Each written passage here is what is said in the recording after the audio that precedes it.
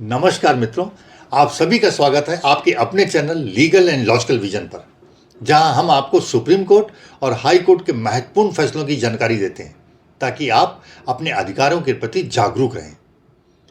आज हम चर्चा करेंगे सुप्रीम कोर्ट के 25 नवंबर 2024 को दिए गए एक ऐतिहासिक फैसले की, जो न केवल सरकारी नीतियों की पारदर्शिता पर सवाल उठाता है बल्कि यह भी दिखाता है कि आम नागरिकों के अधिकारों की संपत्तियों को कैसे बंदरबाट किया जाता है।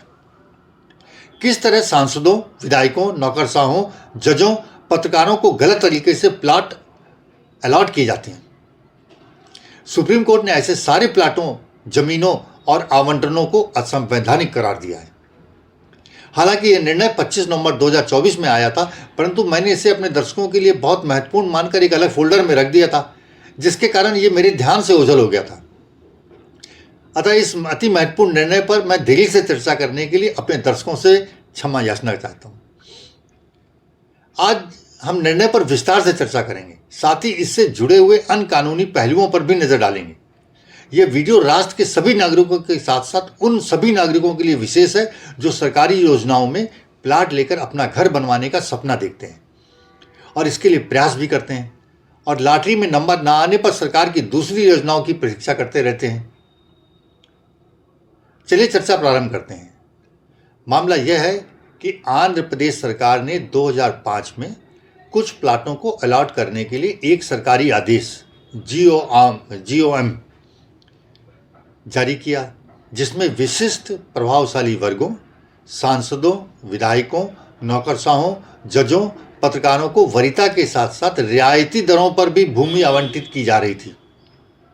मैं दोबारा बता रहा हूं कि प्राथमिकता तो दी गई कि आपको प्रेफरेंस दी जाएगी, साथ में रियायती दरों पर भी थी। और 2008 और उसके बाद भी इसी प्रकार के आदेश जारी किए गए थे। इन आदेशों के पीछे सरकार ने तर्क दिए थे कि बढ़ते शहरीकरण और आवास की बढ़ती मांग को पूरा करने के लिए शहरी और अर्ध शहरी क्षेत्रों में भूमि संसाधनों के विवेकपूर्ण प्रबंधन की तत्काल आवश्यकता है। सरकार ने अपने आदेशों में यह भी स्पष्ट किया था कि बिल्डरों और भूमाफियाओं के कारण मध्यम वर्ग को अक्सर कृत्रिम रूप से बढ़ाई गई कीमतों पर भूमि उपलब्ध होती है, जिसके कारण मुश्किलें आती हैं। और यह भूमि योजना आश्रय प्रदान कर उनकी मदद करने का लक्ष्य रखती है। अब देखिए कैसे कह रही है सरकार कि मध्यवर्गीय और उनको आश्रय प्रदान करने के, और दे किसको रहे हैं? जजों को, पत्रकारों को, MP को, MLA को, अधिकारियों को। बड़े बड़े सरकार के पास 245 एकड़ भूमि थी जिसका आवंटन होना था। सरकार की नियमावली में यह भी स्पष्ट किया गया था कि भारतीय प्रशासनिक सेवा, भारतीय पुलिस सेवा और भारतीय विदेश सेवा के अधिकारियों को जो आंध्र प्रदेश कैडर के हैं उन्हें 500 वर्ग गज तक के भूखंड, चौथे स्तर के राजपत्रित अधिकारियों को 400 वर्ग गज तक के, दूसरे और तीसरे स्तर के राजपत्रित अधिकारियों को 300 वर्ग गज के भूखंड, पहले स्तर के राजपत्रित अधिकारियों को 250 वर्ग गज तक के भूखंड तथा उनसे नीचे के कर्मचारियों को 175 वर्ग गज और 100 वर्ग गज के भूखंड का आवंटन या अधिकार मिलेगा। सांसदों, विधायकों, सुप्रीम कोर्ट एवं हाई कोर्ट के जजों को 500 वर्ग गज के प्लाटों का आवंटन मिलना था। कोऑपरेटिव सोसाइटीज को भूमि आवंटन अनुमत किया गया था और साथ ही जो कोऑपरेटिव सोसाइटी के सदस्य नहीं थे उन्हें तुरंत सोसाइटी बनाकर पंजीकरण कराने और सदस्य बनाने की सुविधा भी प्रदान कर दी गई थी ताकि उनको आवंटन मिल सके। इस योजना के अंतर्गत सरकार के इन भूमि आवंटन योजना के विरोध में VS बोस, डॉक्टर राव एवं BJG चेलिकनी नाम के 3 व्यक्तियों ने कोर्ट का दरवाजा खटखटाया। उन्होंने अपनी याचिका में कहा कि सरकार जनता की भूमि की मात्र ट्रस्टी है और उसे भूमि का आवंटन संविधान के अनुच्छेद 14, जिसमें सभी के लिए समानता का अधिकार दिया गया है, के अनुसार नीति बनाकर ही देने का अधिकार है। वह मनमाने तरीके से माननीयों और विशिष्टों को भूमि का आवंटन नहीं कर सकते। उन्होंने अपनी याचिका में यह भी आरोप लगाया कि सरकार ने 700 करोड़ रुपए मूल्य की भूमि कौड़ियों के दाम में इन माननीयों और बड़े अधिकारियों को दे दी, जो एक झोपड़ी बनाने के लिए तरस रहे मध्यम वर्गीय परिवारों के साथ अन्याय है। उन्होंने यह भी आरोप लगाया कि भूमि आवंटन का एक नियम है कि यदि किसी के पास पूर्व में भी जमीन और मकान है तो वह इस योजना में भूमि अपने पति या पत्नी या बच्चों के नाम ले सकता है। उन्होंने कहा कि ये जो आपने छूट दी है ये उनके साथ घोर अन्याय है जिनके पास एक भी घर या झोपड़ी नहीं है। हाईकोर्ट ने माना कि सरकार का भूमि आवंटन आदेश नागरिक समानता के सिद्धांत का उल्लंघन करता है। कोर्ट ने आदेश दिया कि जिन व्यक्तियों के पास पहले से ही जमीन या मकान है, उनको और उनके परिवार के किसी व्यक्ति को भूमि आवंटन नहीं किया जा सकता। साथ ही कोर्ट ने रियायती दरों पर माननीयों और अधिकारियों को भूमि आवंटन वर्तमान दरों को देखते हुए गलत माना और उन्हें भी बाजार मूल्य पर भूमि दिए जाने का निर्देश दिया। ये हाई कोर्ट ने सुधार किए अपने उनके मेमोरेंडम में, और दोबारा जो है आदेश दिया सरकार को कि आप दोबारा जारी करिए इसको। लेकिन केशव राव जाधव नाम के एक व्यक्ति ने इस प्रकार सरकारी प्लाटों को समाज के प्रभावशाली वर्गों में वरीयता और रियायती दरों पर बंदरबाट किए जाने का और जोरदार विरोध किया। उन्होंने कोऑपरेटिव सोसाइटी को भी आवंटित प्लाटों को गलत ठहराया और उन्होंने मामले में सुप्रीम कोर्ट का दरवाजा खटखटा दिया। सुप्रीम कोर्ट के मुख्य न्यायाधीश संजीव खन्ना और जस्टिस दीपांकर दत्ता की पीठ ने मामले को सुनते हुए टिप्पणी की कि कम दरों पर विशेषाधिकार प्राप्त समूहों को भूमि का आवंटन मनमाना और अतार्किक दृष्टिकोण को दर्शाता है। कोर्ट ने यह कहा कि यह सरकारी कार्रवाई का एक क्लासिक उदाहरण है जो मनमानी से भरी हुई है, लेकिन इसे वैधता की आड़ में प्रस्तुत किया गया है। यह कहते हुए कि नीति का प्रकट उद्देश्य समाज के योग्य वर्गों को भूमि आवंटित करना है, दिखावे को हटाकर राज्य सरकार की यह नीति सत्ता के दुरुपयोग का एक मामला है जिसका उद्देश्य विशेष रूप से समाज के संपन्न वर्गों की सेवा करना है। कोर्ट ने कहा कि AIS ऑल इंडिया सर्विसेज के सदस्यों ने यह दावा किया कि वे वंचित हैं, मतलब उसमें भी उन्होंने लोगों ने कहा, देखिए अधिकारियों ने, या उन्होंने बलिदान दिया है कि ट्रांसफर हो गए थे और त्याग किया है, उन्हें रियायती दरों पर भूमि आवंटन के विशेषाधिकार का हकदार बनाता है, ये कहा था उन्होंने।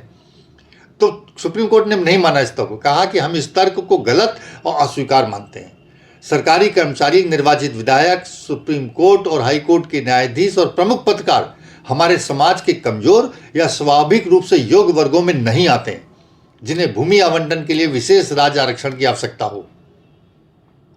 सुप्रीम कोर्ट ने अपने जजों को भी कड़ी फटकार लगाई और कहा कि कुछ जजों ने संवैधानिक सीमाओं को समझते हुए और यह स्वीकार करते हुए कि ऐसा आवंटन अनुच्छेद 14 का उल्लंघन करेगा, प्लाट अलॉटमेंट के लिए अपना आवेदन गंभीर विचार विमर्श के बाद वापस लेने का निर्णय ले लिया। वे इस बात को समझ गए थे कि मात्र जज होने से वे विशिष्ट श्रेणी में नहीं आ जाते, लेकिन कुछ जज अभी भी प्राथमिक आरक्षण का समर्थन कर रहे हैं, जो पूर्णतया गलत है। सुप्रीम कोर्ट ने इस नीति को संविधान के अनुच्छेद 14 समानता का अधिकार के विरुद्ध माना और इसे मनमाना और असंगत करार देते हुए सरकार द्वारा निर्गत प्लाट अलॉटमेंट की अधिसूचना 2005 और 2008 समेत पूरी भूमि आवंटन नीति को ही निरस्त कर दिया। इस फैसले से राज्य सरकार और सहकारी समितियों की अपीलें स्वतः खारिज हो गई। अब इन भूमि आवंटनों को रद्द कर दिया गया है और प्रभावित समितियों और उनके सदस्यों को अपना जमा धन राशि, स्टाम्प शुल्क और पंजीकरण शुल्क ब्याज सहित वापस करने का आदेश भी दे दिया है कोर्ट ने कि जिन लोगों ने पैसा जमा कर दिया है प्लाट के लिए, उनको सबको वापस कर दिया जाए, और वो भी रिजर्व बैंक के जो रेट है उसके आधार पर। सुप्रीम कोर्ट का यह फैसला सिर्फ एक भूमि आवंटन नीति को रद्द करने का मामला नहीं है, बल्कि यह दिखाता है कि भारत का संविधान हर नागरिक को समान अधिकार देने के लिए प्रतिबद्ध है। सरकार की कोई भी नीति संविधान के अनुरूप होनी चाहिए, और यदि यह किसी विशेष समूह को अनुचित लाभ देती है तो आम नागरिक उसे कोर्ट में चुनौती दे सकते हैं। अब प्रश्न उठता है, सुप्रीम कोर्ट के इस महत्वपूर्ण एवं स्पष्ट निर्णय के बाद भी यदि देश के अन्य हिस्सों में किसी प्रदेश या शहर की गृह निर्माण योजनाओं में MP, MLA एवं अधिकारियों इत्यादि को प्लाट आवंटन में वरीयता दी जाने हेतु कोई सूचना या अधिसूचना जारी की जाती है तो उसके लिए नागरिक क्या करें? मेरे इस प्रश्न का उत्तर सुप्रीम कोर्ट की वकील राजदीपा बेहरा ने देते हुए बताया कि नागरिकों को चाहिए कि वे सुप्रीम कोर्ट के ऐसे महत्वपूर्ण निर्णयों को पढ़ें और उसकी एक प्रति अपने पास रखें, अपने अधिकारों के लिए सजग रहें, ऐसे किसी भी मामले का पत्र या ईमेल के माध्यम से जोरदार विरोध करें तथा RTI के माध्यम से पूरी जानकारी प्राप्त करें, फिर संबंधित अधिकारियों को सुप्रीम कोर्ट के इस निर्णय के साथ प्रतिवेदन भी भेजें।